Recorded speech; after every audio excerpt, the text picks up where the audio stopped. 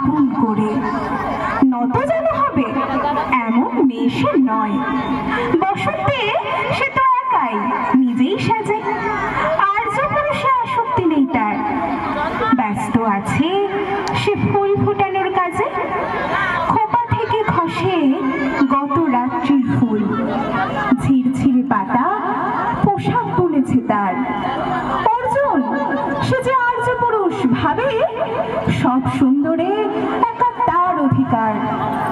অর্জুন গাছ চেয়ে দেখে দূর থেকে, কৃষ্ণচূড়ার হৃদয় ঝরছে রোজ। রূপ দেখে তার ধাঁধায় দুখানি চোখ, ভাবে কবে পাবে ওই হৃদয়ের খোঁজ। কাহিনী এবার শেষ করি তাড়াতাড়ি। কৃষ্ণচূড়ার জেদখানি বড় বেশি, অভিমান সেও বিকবে না কারো কাছে, বরঞ্চ হবে বন্ধু বা প্রতিবেশী। যদিও কাহিনী এমন সহজ নয়, অর্জুনে শুধু বাকল ঝরেছে ঝড়ে।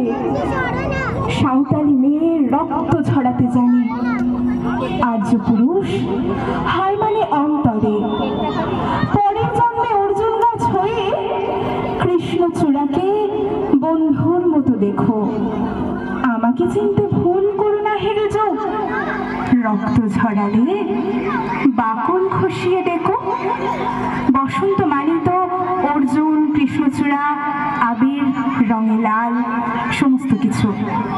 সেই বসন্ত, সেই অর্জুন, সেই কৃষ্ণচূড়া সমস্তকে সাথে নিয়েই বসন্ত এসে গেছে।